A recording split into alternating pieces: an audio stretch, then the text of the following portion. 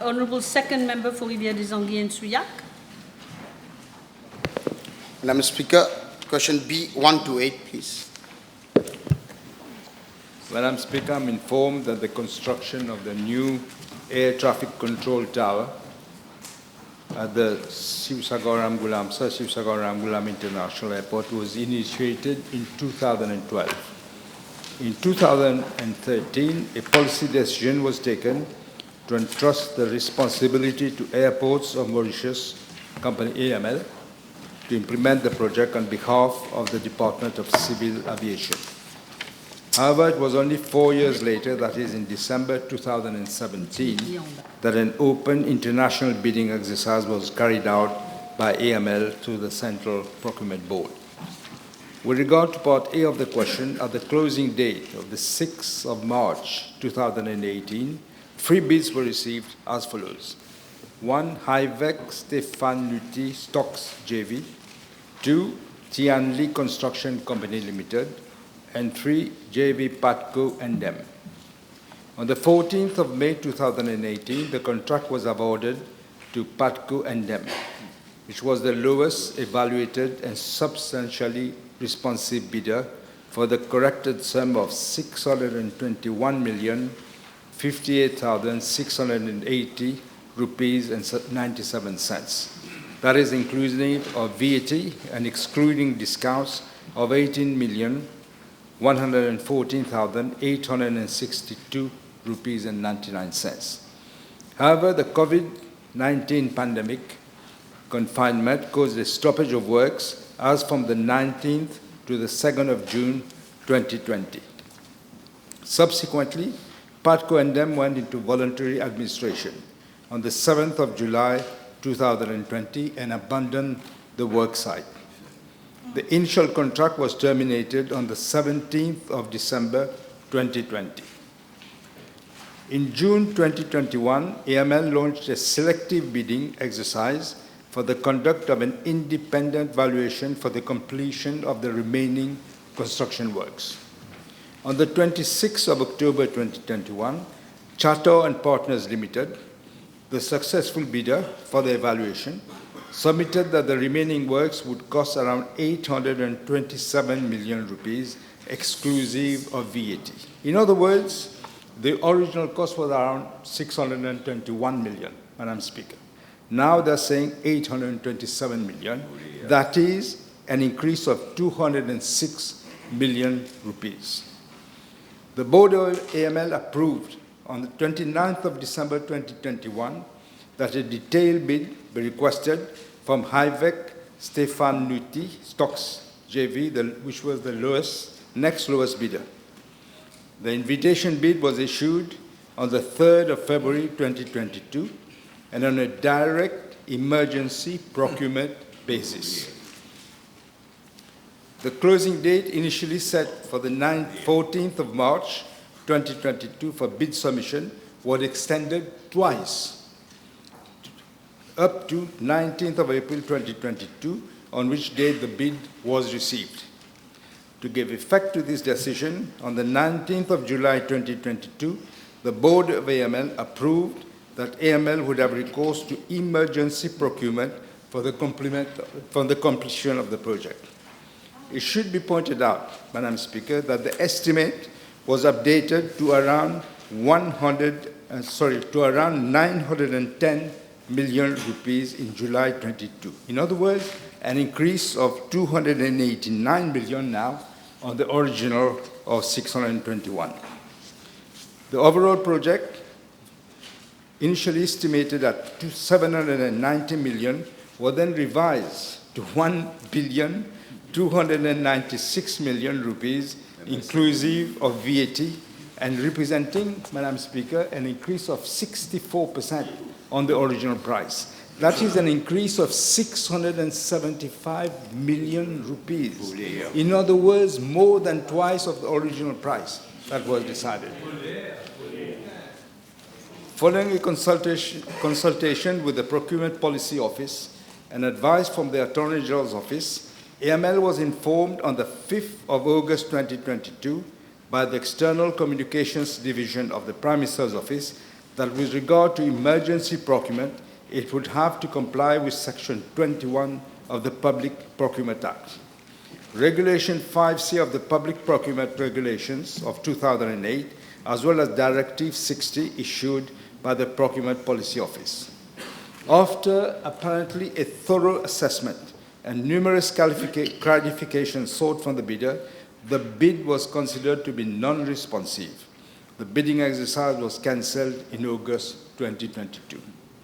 To bypass the provisions of the existing legislations, surprisingly, Madam Speaker, on the 21st of December 2022, that is roughly 4 months afterwards, the Public Procurement Amendment of Schedule Number 4, Regulations 2022, were promulgated to exempt AML from the application of the Public Procurement Act. Subsequently, AML resorted to its own internal procurement procedures for the completion of the remaining works. Given that the construction has been kept in abeyance and that the existing infrastructure was deteriorating, on the 8th of December 2023, the then government agreed to Airport Holdings Limited, contracting in part a bank loan and in part using its own funds to finance the completion of the project. I'm also informed, Madam Speaker, that AML launched a bidding exercise for the pre-qualification of contractors on the 19th of February 2024. 2 applications were received, mainly from HIVEC Stefanuti Control Tower JV and JV of China State Construction Engineering Corporation Limited and Nandan Gopi and Company Limited. The offer of HIVEC Stefanuti Control Tower was retained for pre-qualification by AML's tender committee. The pre-qualified bidder was accordingly invited on the 20th of May 2024 to submit his bid by 26th of June 2024. The bid amounting to 1,325,506 rupees and 506,553 rupees and 42 cents, excluding VAT, was received from HIVEC Stefanuti Control Tower. In other words, another increase of about 704, a bit more than 704 million rupees on the original price quoted. That is, now it's more than twice the amount. As for Part B of the question, I'm informed that the overall completion of the project is around 35% as at 17th of December 2020. Since that date, no further works were effected. And today we are faced, unfortunately, with a decrepit infrastructure whose completion will entail additional public funds. Furthermore, I'm informed, Madam Speaker, that with regard to the evaluation of the offer of HIVEC Stefanuti Control Tower for the completion of the project, on the 17th of February of this year, of 2025, AML's tender committee recommended that its offer be deemed non-responsive as the bid price exceeds the cost estimated by over 45%. An amount of 322.2 million, excluding VAT, has already been disbursed by AML. With regard to Part C of the question, I'm informed that once the contract is awarded, the duration of the works would be around 90 months. Yes. Yes. Honourable third member for Vieux-Grand-Port. Thank you, Madam Speaker. PQ B129, please. Madam Speaker, I'm informed by the Commissioner of Police that on the 19th of December 2017, a contract was signed between the Mauritius Police Force and Mauritius Telecom for the sum of US $466 million, that is around 21 billion rupees, for the implementation of the Safe City project. On the 19th of August 2019, the system came into operation on an operating lease basis for a period of 20 years. The Safe City project comprises the following main components: 4,000 intelligent video surveillance cameras, 300 intelligent traffic surveillance cameras, 9 convergent command and control centers, an emergency response management system, and a radio communication system. Madam Speaker, with regard to Part A of the question, I'm informed that the following 5 companies have been subcontracted by Mauritius Telecom, which is the main contractor for the implementation of the project. Huawei Technologies Company Limited, Teleconvergence Infosystems Mauritius, Rod Auto Limited, Power Show Limited, and MEP Engineering Limited.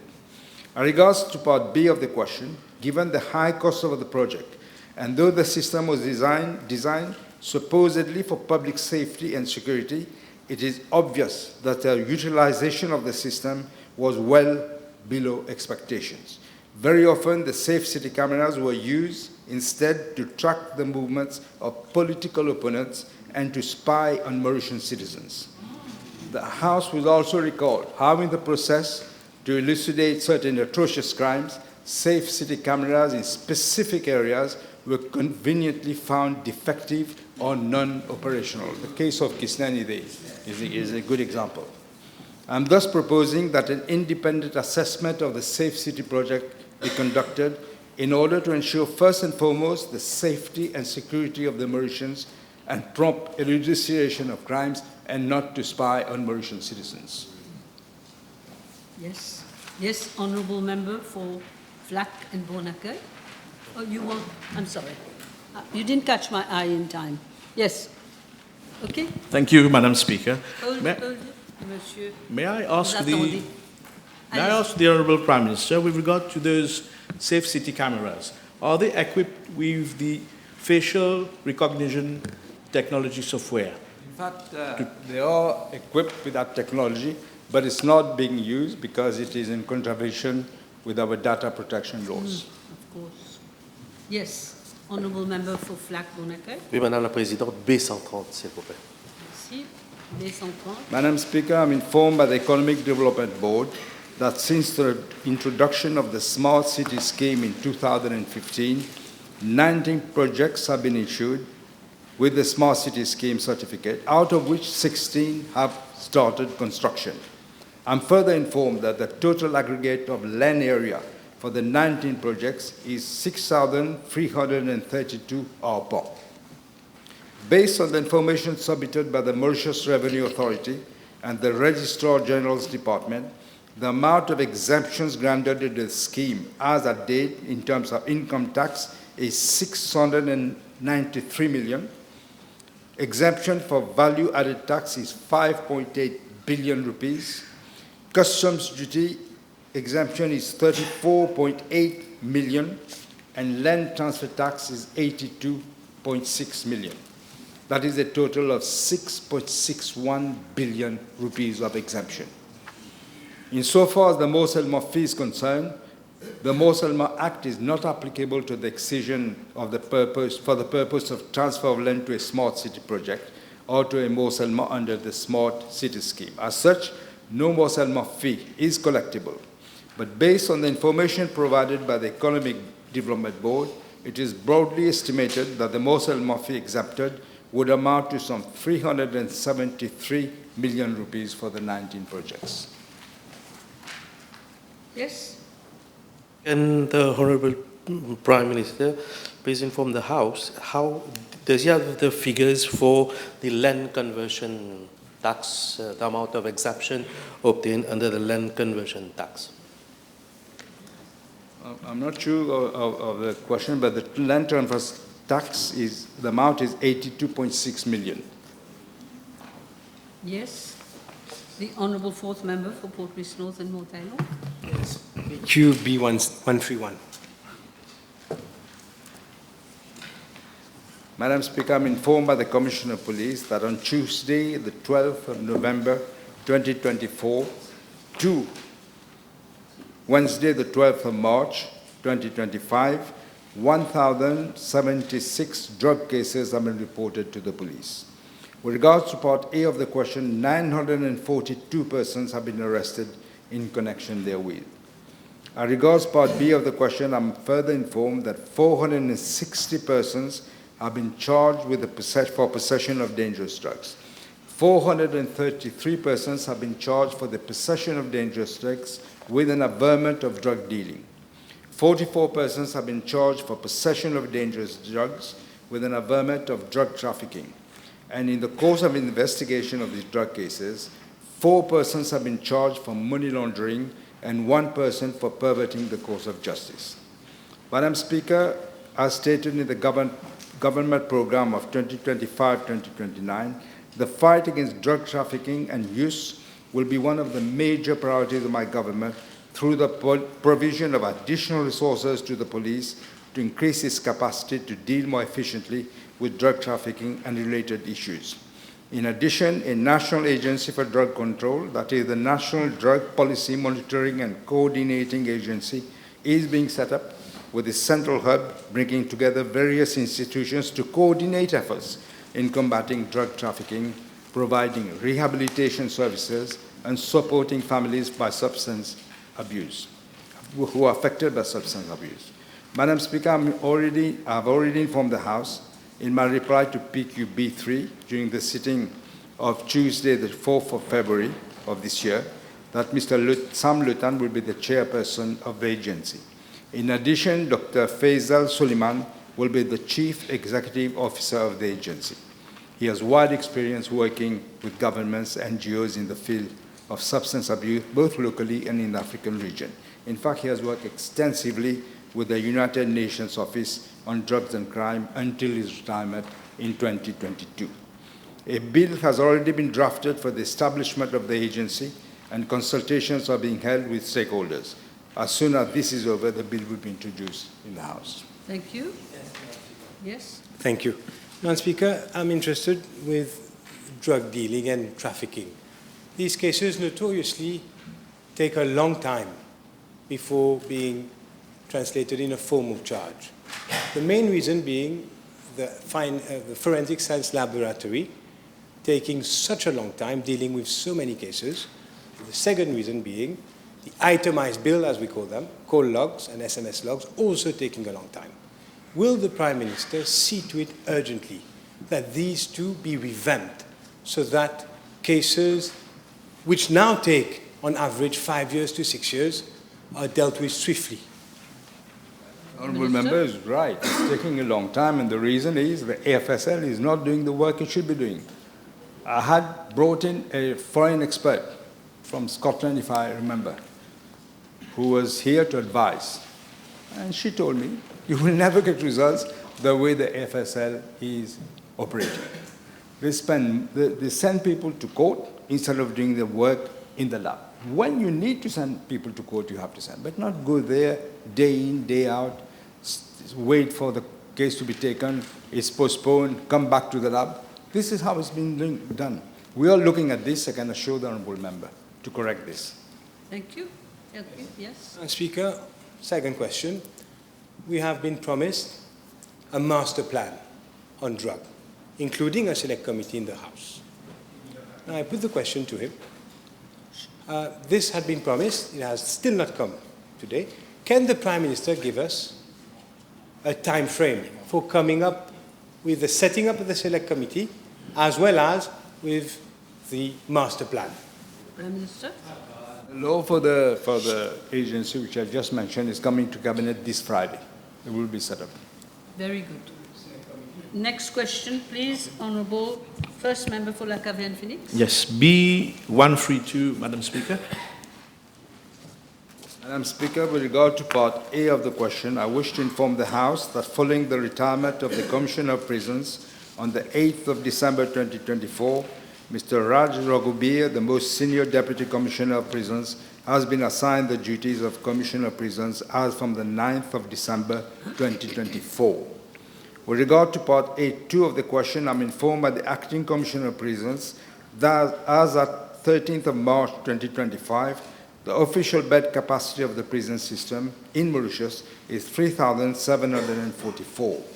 With regards to Part A3 of the question, I'm further informed that as at 13th of March 2025, the total population, prison population is 2,722, out of which 1,424 detainees have been convicted and 1,298 detainees are on remand.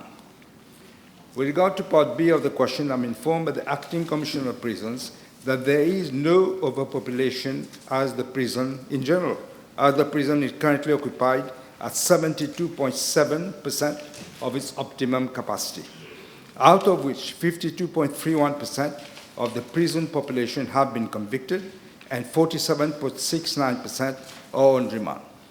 I said generally because, however, at the Petit Verger prison, which has a bed capacity of 308, it is presently accommodating 322 detainees. The surplus of 14 detainees are being transferred to Grand Riviere Northwest Prison and Richelieu Open Prison.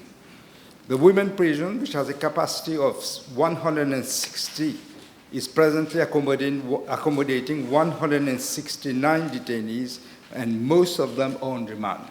The surplus of 9 detainees, again, are being directed to the open prison for women.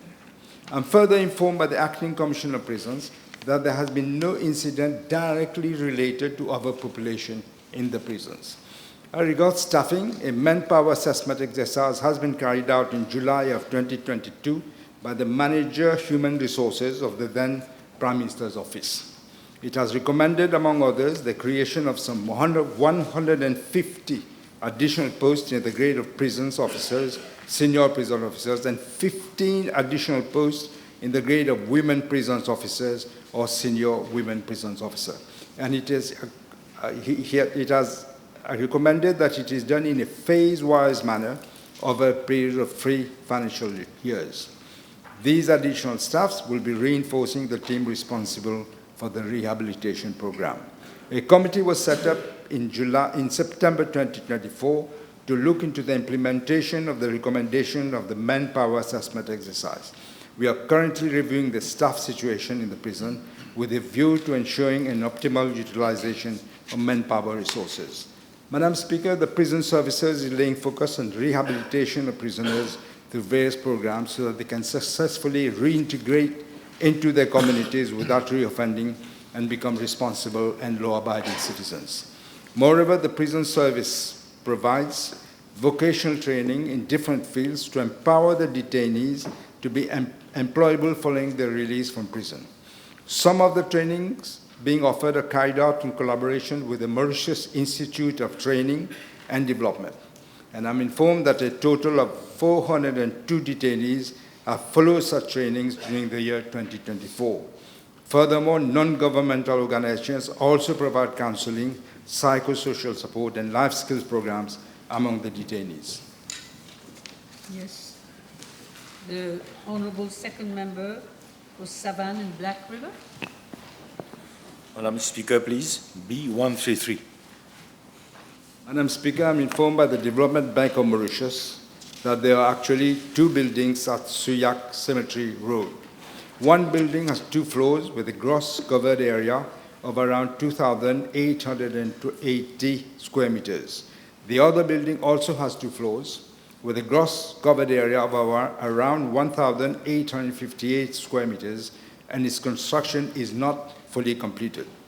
Both buildings are on leasehold state land.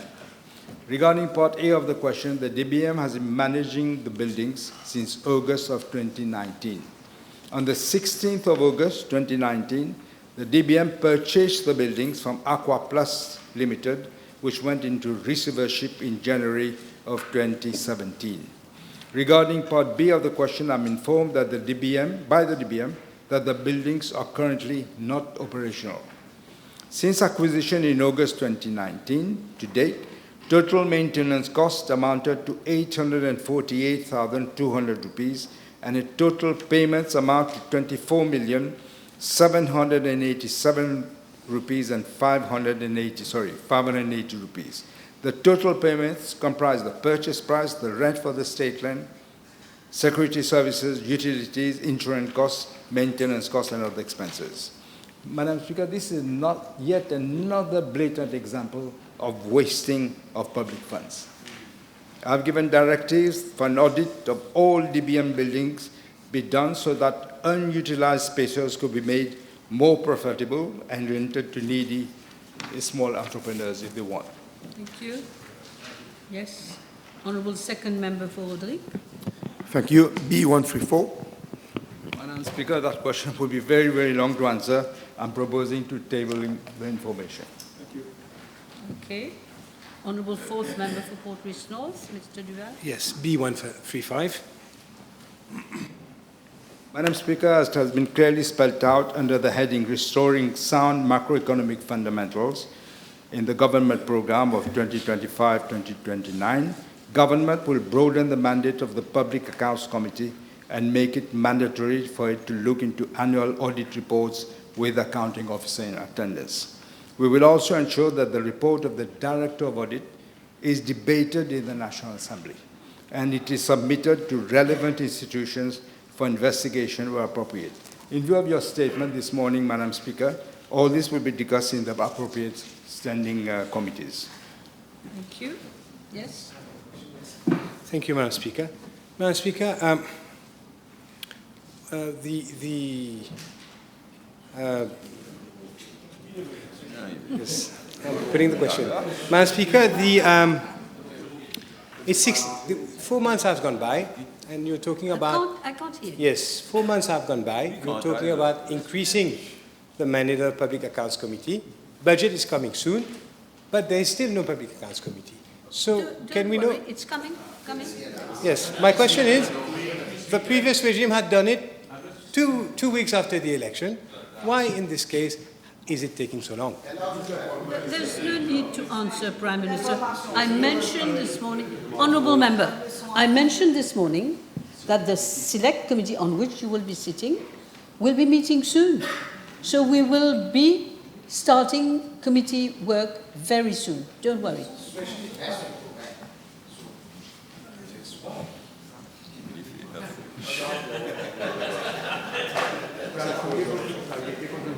Okay, Honourable third member for Beaubassin Petite Rivière, Mr. Kina. B136.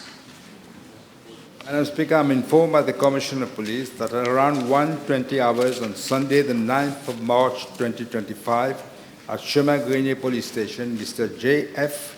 and his father, Mr. J.F.2, requested for police assistance as the relative and friend were being assaulted at St. Felix Public Beach. Upon reaching St. Felix Public Beach at around 1:30 hours, police found Mr. A.F. and Mr. J.M.D.L. seriously injured. They were conveyed to Suyak Hospital, where they were both examined by government medical officer.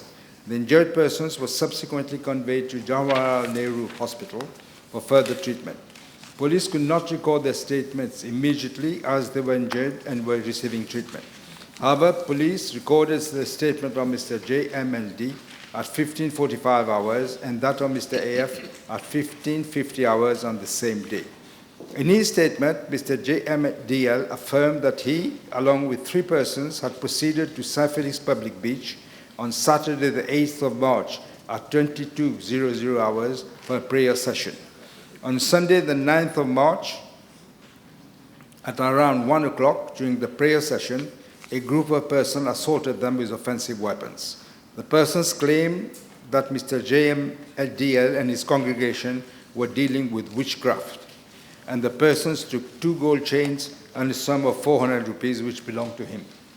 I'm further informed, Madam Speaker, that by the Commissioner of Police that on Monday, the 10th of March, one Mr. R.J. and one Mr. Z.I., both residing at Chemin voluntarily called at the Chemin police station, accompanied by the lawyers, to surrender themselves in connection with the incident.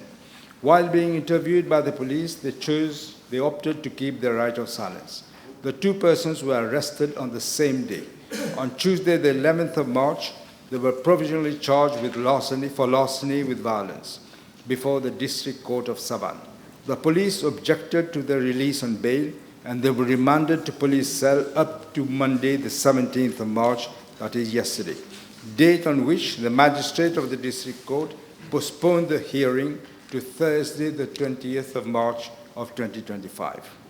On Saturday, the 15th of March, Mr. J.M.D.L. gave a further statement to the police, and he identified Mr. H.A.B. as being the person who assaulted him and stole his golden chains and the sum of 400 rupees. On Monday, the 17th of March, Mr. H.A.B. was provisionally charged for larceny with violence before the District Court of Savannah in relation to the incident which occurred on the 9th of March at the public beach. The 3 persons were remanded to police cell up to Friday the 21st of March, pending their hearing on bail on Thursday the 20th of March. Inquiry is still going on in the case. Yes. Merci, Madame la Présidente. Au vu du témoignage d'une des personnes agressées, un pasteur de surcroît, le Premier ministre peut-il dire à la Chambre s'il y a eu une possible complicité entre les agresseurs et certains policiers ce matin-là? Car, il faut bien le dire, à leur arrivée sur le lieu de l'agression, les policiers étaient, semble-t-il, très amicaux avec les agresseurs. Et deuxièmement, il y avait réticence à enregistrer la déposition du pasteur dans son intégralité. Well, I'm not aware of this. The police inquiry is ongoing. I'm sure we'll find out about this. Of course, yes. Thank you, Madam Speaker. Is the Honourable Prime Minister aware that the thugs, vagabonds proches de l'ancien régime, close to a former senior minister to the MSM, was involved in that assault? I'm sorry, I didn't hear anything of what you're saying. Are you on this question? Yeah. Same public beach? I am, yes. Yes. Thank Speak you. out. Okay.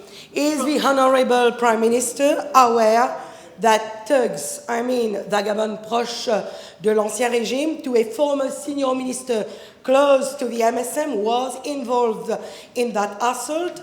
Will the Honourable Prime Minister agree with me that we need stiffer penalties for those who plays with our social and religious facts? Thank you. Yes, I tend to agree that we have to have tough penalties. I'm aware of it, but I don't want to go into a public inquiry, police inquiry, which is going on.